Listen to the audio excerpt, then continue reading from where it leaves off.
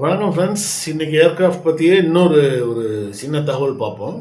அதாவது ஏர்கிராஃப்ட் இன்ஜின்கள் பார்த்தீங்கன்னா, இன்ஜின்கள் தான் வந்து மிக முக்கியமானது. அவ்வளோ பெரிய டன் கணக்கான வெயிட் உள்ள அந்த ஏர்கிராஃப்டை பயணிகளோட அந்த கார்கோவோட தன்னோட தன்னோட வெயிட்டையும் சேர்த்து டன் கணக்கில் இருக்கும். இதை வந்து முன்னாடி நகர்த்தி செல்வது, காற்றில் பறக்க செய்வது வந்து ஒரு இன்ஜின் தான். இன்ஜின் தான் அதுக்கு முழு சக்தியை வந்து கொடுக்குது. இந்த இன்ஜின்கள்லாம் வந்து பார்த்தீங்கன்னா சாதாரணமான இன்ஜின்கள் அல்ல. உலகத்திலேயே மிக சில நாடுகள் தான், ஒரு 5 நாடுகள் தான் மெயினானது. 5 நாடுகள் தான் மெயினானது. பார்த்தீங்கன்னா America, Russia, France, China. China வந்து ஒரு முழு இதில் வரல. 4 நாடுகள் தான் சொல்லலாம் ஆக்சுவலி. நம்ம British, France, Russia and America, அந்த 4 நாடுகள் தான் ஆக்சுவலி ரொம்ப முக்கியம். இன்னும் ஒரு 3 நாடுகள் இருக்குது. பட் இந்த அளவுக்கு அவங்க கிடையாது இதில்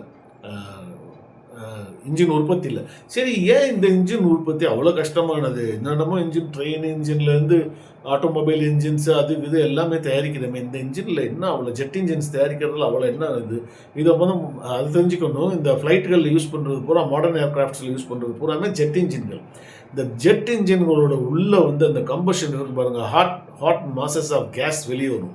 அதோடைய சின்ன பிரின்சிபலை நீங்கள் புரிஞ்சுக்கணும். சுருக்கமாக, ஃப்ரண்ட்டில் நீங்கள் பெரிய ஃபேன் பார்த்துருப்பீங்க. அது காற்றை உள்ளே இழுத்து கம்ப்ரஸ் பண்ணி கம்பஷன் சேம்பருக்குள்ளே தள்ளும். அங்கே வந்து எரிபொருள் பீச்சப்பட்டு அங்கே வந்து ஒரு கேஸ் பர்ஸ்ட் உண்டாகுது. அது அந்த ஃபியூல் எரிஞ்சு அவ்வளோ கம்ப்ரஸ்டு இதில் வந்து அது வந்து வெளியே தள்ளப்படுகிறது. ஸோ ஆக்ஷன் ரியாக்ஷன், இந்த பிரின்சிபல் தான் ஒரு இன்ஜின் வந்து தயாரிக்கிறது. சரியா? ஸோ பார்த்தீங்கன்னா இந்த இன்ஜின் தயாரிக்கிறது வந்து ரொம்ப கஷ்டம். பார்த்தேன் ஏன் கஷ்டம்ன்றதை நம்ம வந்து பார்ப்போம். இந்த இன்ஜினோட கம்பஷன் சேம்பரில் அந்த கேஸஸ் எரிஞ்சிக்கிட்டு இருக்கும்போது கிட்டத்தட்ட 3000 டிகிரி வரைக்கும் போகக்கூடியதுன்னு வந்து சொல்கிறாங்க. அதில் வந்து எந்த ஒரு மெட்டல்னாலும் சரி உரியிடும். இப்போ இதில் மெயினான சேலஞ்ச் என்னன்னா மெட்டாலர்ஜி சயின்ஸ்ன்னு சொல்லுவாங்கள்ல, உலோகவியல் பொறியியல், metallurgical science, metallurgical engineering. So இதுக்கு என்ன வேணும்னா அலாய் வேணும்.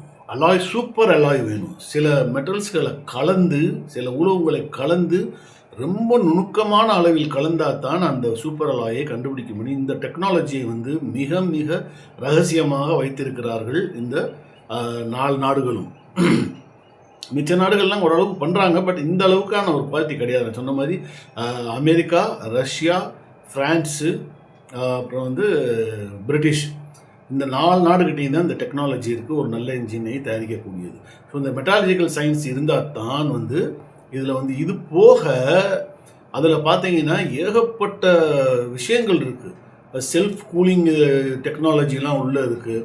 ஏன்னா அதில் உள்ள பைப்புகள்லாம் வந்து உள்ளே போகும்போது அது வந்து அதுவும் இதாகாமல் இருக்கணும், அதே நேரத்தில் கூலிங் ஆகிக்கிட்டு சூடாகி உருகாமல் இருக்கணும், அதே நேரத்தில் செல்ஃப் கூலிங் இருக்குது. செல்ஃப் கூலிங்கும் அது வந்து ஆகிக்கிட்டே இருக்கணும். வெளியிலேருந்து பார்க்குறதுக்கு வேணால் அது வந்து நமக்கு ரொம்ப ஸ்மூத்தான ஒரு இன்ஜினாக தெரியலாம். ஆனால் நீங்கள் அதோட கவரை கலட்டி பார்த்தீங்கன்னா அது உள்ளே வந்து ரொம்ப காம்ப்ளெக்ஸ் ஆனது, அவ்வளோ ஒரு ஈஸியானது கிடையாது. ஏகப்பட்ட விஷயங்கள் இருக்குது அந்த இன்ஜினுக்குள்ளே. ஏன்னா அது வந்து அவ்வளோ ஈஸியாக வந்து, அதனால தான் இந்த ஒரு நாடும் வந்து அதை வந்து தயாரிக்க முடியாது. அதோட ப்ளூ பிரிண்ட்ஸ்லாம் வந்து மிக ரகசியமாக பாதுகாக்கப்பட்டு வருகிறது அந்த நாடுகள். அதை வந்து 2வது வந்து எவ்வளோ மழையிலையும் சரி, எவ்வளோ தூசியையும் சரி, எந்த வெப்பத்துலேயும் சரி, இல்லை குளிர்லேயும் சரி, மேலே எல்லாம் விமானம் பறக்கும்போது -50 டிகிரிக்கு மேலே இருக்கும், கீழே இருக்கும் குளிர். -50 டிகிரினா பாருங்கள், 0 டிகிரிலே ஐஸ் ஃபார்ம் ஆயிரும். அப்போ -50, 52 டிகிரிக்கெலாம் போகும்போது எப்படி இருக்கும்? அதையும் தாங்கணும். அது தண்ணி வந்து உள்ளே போய் அந்த இன்ஜின் அமராத மாதிரி அது வடிவமைக்கப்பட்டிருக்கு. அதை பற்றி நம்ம பேசணும்னா அதுவே ஒரு வீடியோவாக வந்துடும். அது இன்னொரு வீடியோவில் வந்து பார்ப்போம். இது வந்து இப்போ வந்து சுருக்கமாக என்ன பார்த்துக்கிறோம்னா, அதிகமான ஒரு வெப்பத்தையும் அதிக குளிரையும் சரி, அதிகமான மழையிலையும் சரி, இது வந்து அந்த மாதிரி தாங்க. ஸோ அதிகமான இந்த தூசினாலும் சரி, அதிகமான வெப்பம்னாலும் சரி, அதே மாதிரி அதிகமான மழை பெய்யுது பாருங்கள், அந்த மழையையும் அது தாங்கிக் கொண்டு எந்த ஒரு சூழ்நிலையிலையும் இயற்கை சூழ்நிலையும் பறக்கக்கூடிய மாதிரி அது வந்து வடிவமைக்கப்பட்டிருக்கும். அதே மாதிரி பேர்ட்ஸ் சீட்டுன்னு சொல்லுவாங்கள்ல, பறவைகள் மோதினாலும் முடிஞ்ச அளவுக்கான சேஃப்டியை வந்து அது வந்து வடிவமைக்கப்பட்டிருக்கு. அது பாதுகாப்பாக இருக்க மாதிரி சில சமயம். ஆனால் அதையும் தாண்டி அது வந்து இன்ஜின் சேஃபாக இருந்தாலும் ஏர்கிராஃப்ட் மேலே அது மோதி பிரச்சனைகளை உண்டாக்கும். ஒரே நேரத்தில் வந்து பல பறவைகள் வந்து இன்ஜினில் மோதும் பொழுது அது வந்து மிகப்பெரிய சேதத்தை உண்டாக்கக்கூடிய வாய்ப்புகள் இருக்குது.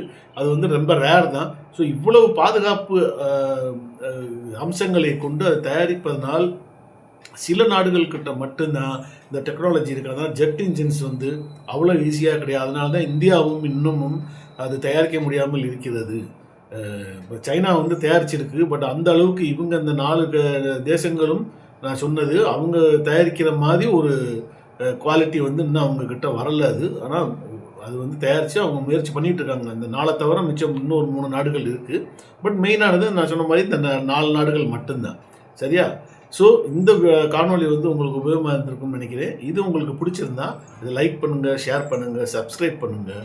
இதே மாதிரி இன்னொரு காணொலியில் இன்னொரு தகவலோடு சந்திப்போம். நன்றி, வணக்கம்.